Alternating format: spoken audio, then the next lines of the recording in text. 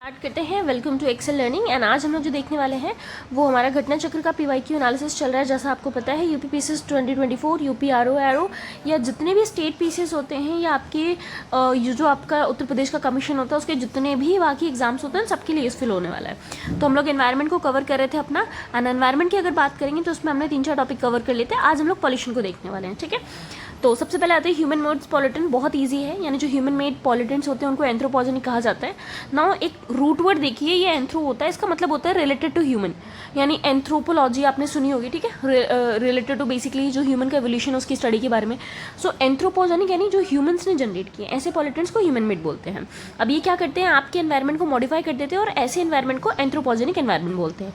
ये आपका 2 बार पूछा गया, पीसीएस 2029 में भी एंड पीसीएस 2005 में भी। फिर आते हैं बायोडिग्रेडेबल पॉल्यूटेंट पे। बायोडिग्रेडेबल बेसिकली क्या होता है, ऐसे वेस्ट या ऐसे पॉल्यूटेंट्स जो बायोडिग्रेड हो जाते हैं, जिसको कोई भी आपका बायो ऑर्गेनिज्म है, लिविंग ऑर्गेनिज्म है, जैसे आपका बैक्टीरिया हो सकता है, वायरस हो सकता है, आपके फंगाई हो सकते हैं, वो डिग्रेड कर सकते हैं, ठीक। तो इनको ऐसे कहते हैं, जैसे आपका सीवेज हो गया, फीकल मैटर हो गया, काऊ का डंग हो गया, कैटल डंग, एनिमल बोन्स होगी, ये सारी चीज़ें बेसिकली आप देख सकते हैं बायोडिग्रेड हो सकते हैं, ठीक। फिर आता है कंबशन ऑफ कोल के ऊपर एक क्वेश्चन था कि कंबशन ऑफ कोल या पेट्रोल या डीजल, ये सारी चीज़ें क्या कॉज करते हैं, एयर पॉल्यूशन कॉज करते हैं, ठीक है। ये हमने देखा हुआ ऑब्वियसली बात है, इनसे बहुत सारी हार्मफुल गैसेस निकलती हैं, कार्बन डाइऑक्साइड, सल्फर की गैसेस निकलती है, नाइट्रोजन ऑक्साइड, ये सारे आपकी एयर पॉल्यूशन को कॉज करते हैं। फिर आते हैं सोलर एनर्जी पे। सोलर एनर्जी का क्या क्वेश्चन था, ये किसी भी तरीके का एटमॉस्फेरिक पॉल्यूशन कॉज नहीं करती है, ठीक है। ये पर्टिकुलर क्वेश्चन था, तो ये भी ध्यान रखिएगा।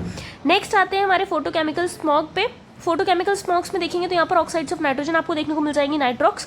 फिर आपको ओजोन देखने को मिल जाएगा, O3। नेक्स्ट आते हैं जो ऑक्साइड्स ऑफ नाइट्रोजन होती हैं प्लस ओजोन प्लस जो आपके वोलेटाइल ऑर्गेनिक कंपाउंड्स होते हैं, यानी ऐसे आपके ऑर्गेनिक कंपाउंड्स जो बेसिकली एयर में अगर आप देखेंगे तो कहीं ना कहीं वेपर फेज में या गैशियस फॉर्म में एग्जिस्ट करते हुए दिख जाएंगे। ये सारे के सारे जब आपस में मिलते हैं सनलाइट के प्रेजेंट में, तब ये क्या करते हैं, ब्राउन हेज, एक तरीके का आप देखेंगे ब्राउन ब्राउन बादल टाइप में फॉर्म कर देते हैं पूरी सिटी के ऊपर। एंड इसी को हम लोग फोटोकेमिकल स्मॉग करते हैं। बहुत बहुत इंपॉर्टेंट होता है ये, ज़्यादातर आपको समर में देखने को मिलता है क्योंकि टेम्परेचर उस टाइम पे ज़्यादा होता है, सनलाइट वहाँ पर प्रॉपर होती है, तभी वो उसमें कन्वर्ट हो पाता है, ठीक। अब वोलेटाइल ऑर्गेनिक कंपाउंड की बात करते हैं तो उसमें एक आपका कंपाउंड आता है जिसका नाम है पर ऑक्सी एसिटिल नाइट्रेट। इसका नाम ध्यान रखिएगा, पैन बहुत इंपॉर्टेंट है। सो आगे इसको हम लोग ऑलरेडी कवर करने वाले हैं, ठीक। अभी फिलहाल के लिए इतना ध्यान रखिएगा। और ये एक सेकेंडरी पॉल्यूटेंट है। कैसा पॉल्यूटेंट है, सेकेंडरी पॉल्यूटेंट है, ठीक है।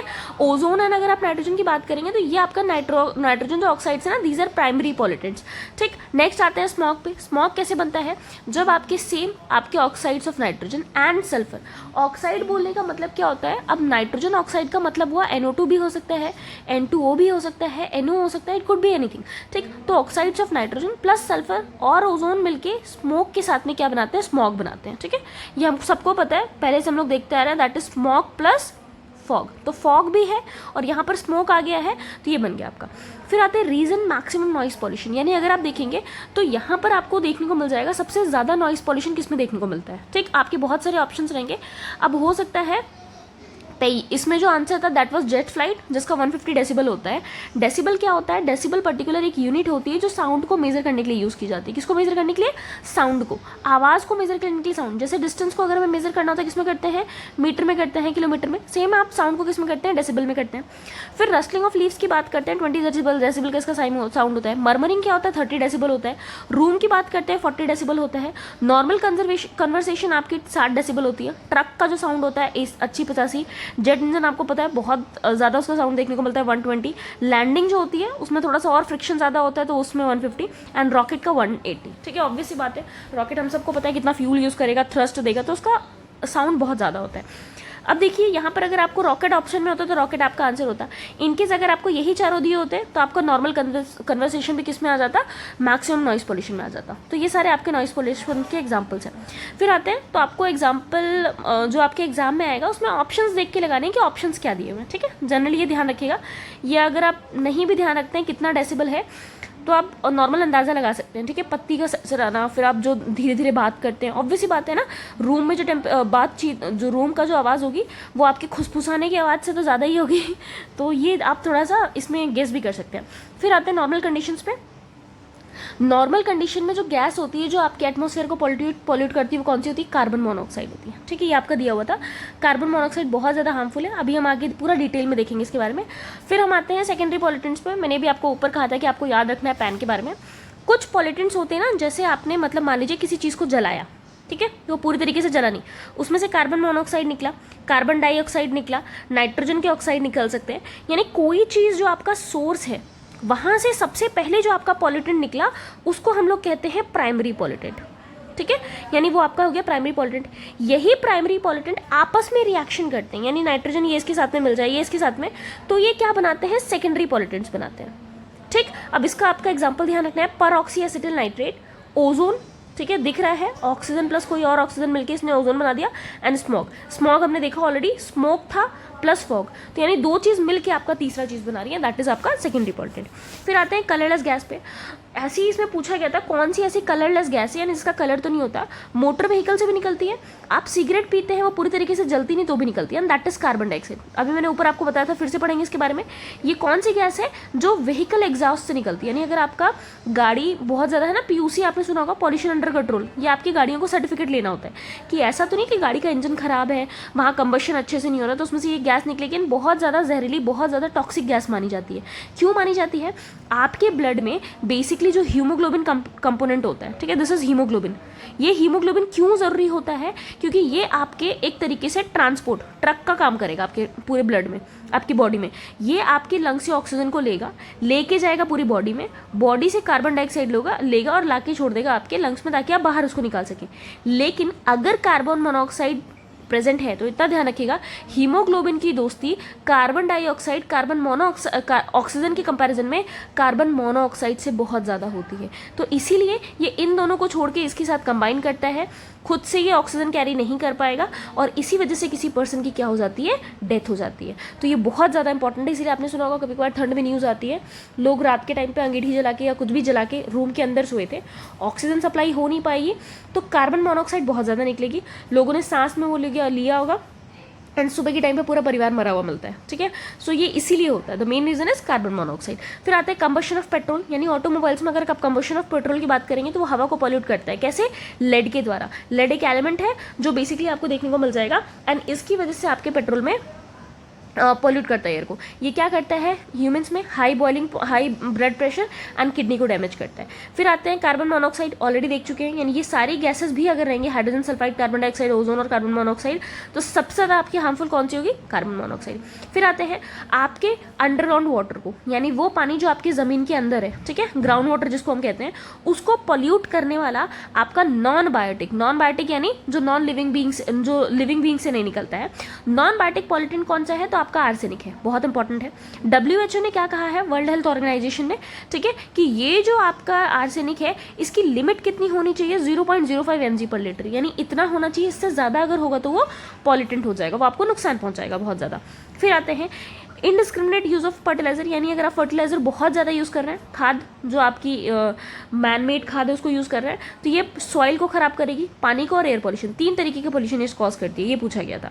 फिर आते हैं highest chemical pollution caused by, यानी अगर आपकी रेयन, पेपर और टेक्सटाइल, कपड़े की इंडस्ट्री है, लेदर की है, तो सबसे ज़्यादा आपका पॉल्यूशन कौन कॉज करती है? Leather industry. इसीलिए आपने देखा होगा कानपुर में आपको लेदर इंडस्ट्री देखने को मिल जाती है, उसके पास की जो नदियाँ हैं वो बहुत ज़्यादा पॉल्यूटेड रहती है, उसको अब क्लीन करने का बेसिकली काम किया जा रहा है। ठीक, फिर आते हैं एसिड रेन पे। एसिड रेन में बेसिकली क्या होता है? सल्फर डाइऑक्साइड और नाइट्रोजन ऑक्साइड, ये दोनों क्या करते हैं? पानी के साथ में मिलते हैं, पानी के साथ में मिलकर नाइट्रोजन ऑक्साइड आपका ये क्या बना देता है? नाइट्रिक एसिड बना देता है। सल्फर डाइऑक्साइड आपका पानी के साथ मिलकर क्या बना देता है? आपका सल्फ्यूरिक एसिड। और यही दोनों आपके रेन को, जो आपकी रेन है उसको एसिडिक करते हैं और उसको एसिड रेन कहते हैं। फिर कहते हैं reaction between clouds and sulphur dioxide pollutants, यानी अगर आपका क्लाउड और सल्फर डाइऑक्साइड पॉल्यूटेंट्स आपस में रिएक्शन कर रहे हैं, तब आपको क्या देखने को मिल जाएगा कि उसमें पर्टिकुलर पूछा गया कि कौन कौन सी चीज़ें आपस में रिएक्ट करते हैं, तो ये दोनों चीज़ें आपस में रिएक्ट कर जाती हैं, ठीक है, जब आपके पॉल्यूटेंट्स होते हैं हवा में। फिर आता है एसिड रेन बाय। अब एसिड रेन क्यों होती है? तो एसिड रेन के लिए ऑलरेडी हम देख चुके हैं, ऐसी चीज़ें जहाँ से सल्फर डाइऑक्साइड निकल रहा होगा, ऐसी चीज़ें जहाँ से नाइट्रोजन ऑक्साइड्स निकल रही होंगी। तो इंडस्ट्रीज़, आपकी जो भी इंडस्ट्रीज़ होती हैं, ऑयल रिफाइनरीज जहाँ से तेल को रिफाइन किया जाता है, मैन्युफैक्चरिंग सेक्टर होता है जहाँ पर कुछ भी मैन्युफैक्चर हो रहा होगा, ठीक है, वहाँ पर फॉसिल को बर्न करने से व्हीकल्स हो गए, गाड़ियाँ आपकी होगी, बड़े बड़े और जो इक्विपमेंट्स आपके होते हैं, ठीक है, इन सारी चीज़ों को अगर आप देखोगे तो यहाँ से आपका एसिड रेन के लिए रिस्पॉन्सिबल होता है। ठीक, अभी हम जनरल सोचते तो हमको लगता है यहाँ से कैसे एसिड रेन हो सकती है, बट क्योंकि यहाँ से गैसेज निकलेंगी, ये आपकी एयर में जाके पानी के साथ मिलेंगे और ये एसिड रेन कॉज करेंगे। फिर नेक्स्ट आता है यूट्रोफिकेशन। यूट्रोफिकेशन क्या है? ये फॉर्म ऑफ वाटर पॉल्यूशन है, यानी यहाँ पर आपको देखने को मिल जाएगा एक तरीके का वाटर पॉल्यूशन का फॉर्म है। इसमें क्या होता है, अगर आप बहुत ज़्यादा फर्टिलाइजर यूज़ करते हो, वो आपका लेक या रिवर में चला जाता है। लेट्स से आपका ये लेक है, ठीक है, ये यहाँ का वाटर लेवल है, एंड इसमें आपने क्या करा, फर्टिलाइजर डाला। जितने ज़्यादा फर्टिलाइजर होंगे उतने ज़्यादा यहाँ पर एल्गल ग्रोथ हो जाएगा सरफेस पे। एल्गी ग्रो कर जाएंगे तो आप क्या देखने को मिल जाएगा आपको, एल्गी ग्रो करने के बाद में कि जो भी आपके पर्टिकुलर एल्गी थे वो एल्गी नीचे की तरफ आपकी ऑक्सीजन को नहीं जाने देंगे। ठीक है, एल्गी हो गए तो अब ये यहाँ पर क्या करेंगे, इसको रोक देंगे। जब ऑक्सीजन रुक जाएगी तो नीचे के जितने भी ऑर्गेनिज्म आपको दिख रहे होंगे वो पर्टिकुलरली सांस नहीं ले पाएंगे और उनकी डेथ होना स्टार्ट हो जाएगी। इनकी डेथ जब हो जाएगी तो ये क्या करेंगे, नीचे की तरफ सेडिमेंट करना स्टार्ट कर देंगे, नीचे जमा होंगे, और ऐसे जमा होते होते धीरे धीरे धीरे धीरे पूरी लेक का ये वाटर लेवल कम कर देंगे, पूरी लेक एक दिन क्या हो जाएगी, खत्म हो जाएगी। इसी प्रोसेस को, पूरी की पूरी प्रोसेस को हम लोग क्या कहते हैं, आपका यूट्रोफिकेशन कहते हैं। ठीक है, so remember that what is eutrophication. ठीक, नाउ होता क्यों है, एक्सेसिव फर्टिलाइजर से। फिर आते हैं फ्लाई ऐश पे। ये one of the coal combustion product है, यानी जब आप कोल को कंबस्ट करते हो, जलाते हो, तो उसमें से जो प्रोडक्ट निकलता है उसको हम क्या कहते हैं, आपका फ्लाई ऐश कहते हैं। फिर कैप्चर्ड बाय इलेक्ट्रोस्टैटिक प्रेसिपिटेटर। कैसे कैप्चर होता है इलेक्ट्रोस्टैटिक प्रेसिपिटेटर से, ये पर्टिकुलर एक इंस्ट्रूमेंट है, आप देख सकते हैं, एक आपका इक्विपमेंट है, और ये क्या करता है, आपके फ्लाई ऐश को फिल्टर करता है।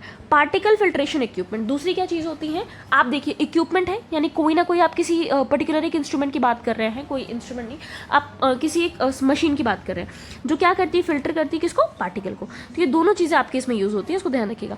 फिर आते हैं green muffler we all know. Road होते हैं बेसिकली, जो आपके नेशनल हाईवेज होते हैं उसके साइड में आपको पेड़ देखने को मिल जाएंगे। ठीक है, इस तरीके से पेड़ लगा दिए जाते हैं। रीज़न क्या होता है, इसके ऊपर बहुत सारी गाड़ियाँ चल रही होती हैं, ठीक है, बगल में आपकी सिटी होती है, तो इनका साउंड यहाँ तक ना पहुँचे, ये पेड़ इसको रोक लेते हैं ना, ये ग्रीन मफलर का काम करते हैं। क्या करते हैं, नॉइस पॉल्यूशन को खत्म करते हैं। फिर आते हैं भोपाल गैस ट्रेजेडी पे। भोपाल गैस ट्रेजेडी बेसिकली क्या हुआ था, यहाँ पर लीक हो गई थी एक गैस। कौन सी गैस थी, मिथाइल आइसोसाइनेट। तो ठीक है, एक फैक्ट्री थी, यूनियन कार्बाइड फैक्ट्री, वहाँ से ये गैस रिलीज हो गई थी, बहुत ज़्यादा डिवास्टेटिंग थी, बहुत सारे लोगों की डेथ हो गई थी, एंड इनफैक्ट बहुत सारे लोगों में आपको म्यूटेशन देखने को मिल गया था। म्यूटेशन क्या होता है, मैंने आपको पता नहीं शायद पहले बताया कि नहीं, एक इंसान होता है, उसके जीन में अगर म्यूटेशन होता है, मेरी आंखों का कलर कैसा है, मेरी बॉडी का बेसिकली मेरी स्किन का कलर कैसा है, मेरे हेयर का कलर कैसा है, ये ज़्यादातर आपके जीन्स डिसाइड करते हैं, ट्रेट्स है ना, फादर मदर से आते हैं। बट इसमें म्यूटेशन होता है तो आपकी वो चीज़ें चेंज हो सकती हैं। जैसे हमने देखा होगा एक मूवी में, एक इंसान होता है जो हल्क बन जाता है, तो हल्क क्या से बना, म्यूटेशन हो गया। तो ये गैस सोचिए इतनी ज़्यादा जहरीली थी, इसने म्यूटेशन भी कॉज किया। फिर आते हैं पॉलीथीन पे। Polythene can not be destroyed as they are polymers. ठीक, यहाँ पर था पॉलीथीन को डिस्ट्रॉय क्यों नहीं कर सकते, है ना, नॉन बायोडिग्रेडेबल मटेरियल में आता है। सोचिए पीसेस का लेवल कितना बढ़ता चला जा रहा है ना। ये अब ये नहीं पूछते कि ये बायोडिग्रेडेबल है कि नहीं, दे आर आस्किंग क्यों है। तो ऐसा इसलिए होता है क्योंकि ये पॉलीमर होता है। ठीक, यहाँ पर इथाइलिन एक आपका सब्सटेंस होता है, C2H4। ये क्या करता है, बहुत सारे C2H4 के मॉलिक्यूल्स मिलते हैं और इसको हम बोलते हैं पॉलीमर। सिंगल को बोलेंगे हम लोग मोनोमर, और बहुत सारे हो गए तो पॉली मीन्स मैनी, तो बहुत सारे मिले तो पॉलीमर होता है, और ये नॉन बायोडिग्रेडेबल होता है, इसीलिए बेसिकली क्या करता है, आपका डिस्ट्रॉय नहीं कर सकते ना। बायोडिग्रेडेबल कौन कौन सी चीज़ें होती हैं, रबड़। ठीक है, रबड़ बहुत इजीली आपका हो जाता है। प्लास्टिक नहीं होता क्योंकि वो बैक्टीरिया से डिस्ट्रॉय नहीं हो सकता। सेम क्वेश्चन है, तरीका अलग हो गया पूछने का। ठीक, मैक्सिमम टाइम टू डीके किसको लगेगा, प्लास्टिक बैग को। यानी अगर आपने सिगरेट फेंकी है, फोटो की फिल्म है, या लेदर का शू है। फोटो की फिल्म भी आपने देखा होगा, ह्यूमिडिटी वगैरह होती है तो फोटो की फिल्म खराब होने लगती है। ठीक, बट सिगरेट अगर आप देखेंगे, सिगरेट का बड़ भी थोड़ी देर में चला जाएगा, लेदर की शूज़ भी खराब होने लगते हैं। प्लास्टिक जैसा का तैसा रहता है, आप कहीं पर भी रख दीजिए, बारिश में, पानी में, किसी भी कंडीशन में रखिए वो ऐसा रहेगा। तो सबसे ज़्यादा डिके करने में टाइम किसको लगता है, प्लास्टिक बैग में, है ना। ये जनरल चीज़ें हैं, रोज़मर्रा की ज़िंदगी में हम लोग देखते हैं। अगर आप थोड़ा ध्यान देंगे तो आप ईजिली बहुत इसको क्या कर सकते हैं, आराम से आंसर कर सकते हैं। फिर आते हैं लाइकेंस के बारे में। लाइकेंस क्या होता है, basically bio indicator of air pollution. ये बायो इंडिकेटर होते हैं, यानी जहाँ पर आपका एयर पॉल्यूशन होगा वहाँ पर आपको लाइकेंस देखने को नहीं मिलेंगे। तो सीधी बात समझ जाइएगा, लाइकेंस नहीं है मतलब एयर पॉल्यूशन ज़्यादा है, लाइकेंस है मतलब वहाँ की कंडीशन थोड़ी सी अच्छी है अभी। फिर वापस आते हैं बेसिकली, तो बायोलॉजिकल ऑक्सीजन डिमांड की बात करते हैं। बीओडी। बीओडी क्या होता है, लेट्स से कोई पर्टिकुलर एक्वाटिक जगह है, कोई लेक है, इसमें बहुत ज़्यादा पॉल्यूशन है। इसके पॉल्यूशन को अगर आप क्या करना चाह रहे हैं, ख़त्म करना चाह रहे हैं, एंड बहुत सारे ऑर्गेनिज्म इसमें बेसिकली हैं। बैक्टीरिया है मान लीजिए, ठीक है, बैक्टीरिया क्या कर रहा है, बेसिकली इसको बायोडिग्रेड करेगा। उसको बायोडिग्रेड करने के लिए बैक्टीरिया को ऑक्सीजन चाहिए होगी। जितना ज़्यादा पॉल्यूशन उसको ऑक्सीजन उतनी ज़्यादा चाहिए होगी, एंड इसी को कहते हैं बायोलॉजिकल ऑक्सीजन डिमांड। ठीक, यानी किसी एक एक्वेटिक एनवायरनमेंट में आपके पॉल्यूशन को दिखाने के लिए आपका बीओडी होता है। अगर आपका पॉल्यूशन ज़्यादा है तो आपका बीओडी ज़्यादा होगा। ठीक, अब इसका थोड़ा सा एप्लीकेशन दूसरे एग्जाम में आया था, ये दूसरे में था, ये दूसरे में, ये उत्तराखंड में पूछा गया था। ठीक, वाटर बॉडी की बात करते हैं, इसमें हाई बीओडी है, मतलब water is being contaminated by sewage, यानी वहाँ पर सीवेज से कंटामिनेशन आपको देखने को मिल रहा है किसमें, आपके वाटर बॉडी में। सिंपल बात है, आपको वहाँ पर पॉल्यूशन बहुत ज़्यादा देखने को मिल रहा है। ठीक, फिर नेक्स्ट आते हैं आपके दूसरे पार्ट पे, वाटर पॉल्यूशन दिया हुआ है। वाटर पॉल्यूशन की बात करेंगे तो क्या देखने को मिल रहा है, इन river is determined by measuring dissolve amount of oxygen, है ना, ऑलरेडी हमने देखा। यानी आप इसमें कैसे देखते हैं, यहाँ पर तो बीओडी एक तो आपका ज़्यादा होना चाहिए। अब दूसरा, ये ऑक्सीजन लेगा कहाँ, बैक्टीरिया, लेक से। तो जितना पॉल्यूशन होगा उतना लेक से आपका ऑक्सीजन क्या हो जाएगा, खत्म हो जाएगा। तो ऑक्सीजन में जो डिसॉल्व अमाउंट है आपके ऑक्सीजन का, वो जितना कम रहेगा यानी उतना ज़्यादा पॉल्यूशन आपका ज़्यादा हो जाएगा। ठीक, तो यहाँ से हम एक चीज़ देख सकते हैं कि जो आपका बायोलॉजिकल ऑक्सीजन डिमांड है वो इनवर्सली प्रोपोर्शनल है आपके ऑक्सीजन डिसॉल्व ऑक्सीजन के। ये जितना ज़्यादा कम रहेगा बीओडी उतना ज़्यादा रहेगा। ठीक है, यानी उतना उसको ऑक्सीजन चाहिए होगा आपको उसको कम करने के लिए। और क्या है, बीओडी ज़्यादा है और ये डायरेक्टली प्रोपोर्शनल होता है आपके पॉल्यूशन के। ठीक है, तो ये देख लीजिएगा। फिर आते हैं यूट्रोफिकेशन पे। यूट्रोफिकेशन क्या होता है, nutrient enrichment of water body, यानी जो आपकी वाटर बॉडी है वहाँ पर न्यूट्रिएंट एनरिचमेंट हो रहा है। अब आप सोचेंगे ऊपर तो कुछ और बताया था, ऊपर कुछ और नहीं बताया था, बस यही बताया था कि वहाँ पर फर्टिलाइजर बहुत ज़्यादा हो जाते हैं। फर्टिलाइजर होते क्या है, न्यूट्रिएंट ही तो होते हैं, फर्टिलाइजर में न्यूट्रिएंट ही तो देते हैं, नाइट्रोजन फर्टिलाइजर, फॉस्फोरस फर्टिलाइजर, ये क्या है, सारे के सारे न्यूट्रिएंट है। ये न्यूट्रिएंट जब आप वाटर बॉडी में डालते हैं तब वहाँ पर क्या होता है, एल्गी बहुत ज़्यादा हो जाएंगे, वो आपकी ऑक्सीजन को खत्म कर देंगे, एंड इसकी वजह से ही वहाँ पर नीचे के ऑर्गेनिज्म मर जाएंगे, जिसको हम लोग यूट्रोफिकेशन कह रहे थे। सो सिंपल है ना। अब यहाँ पर क्या करेंगे, नाइट्रेट हो सकता है जो आपका होता है, फॉस्फेट हो सकता है, डिटर्जेंट आप डाल सकते हैं क्योंकि डिटर्जेंट में भी आपकी मेटल्स मिल जाते हैं, फर्टिलाइजर हो सकता है, सीवेज।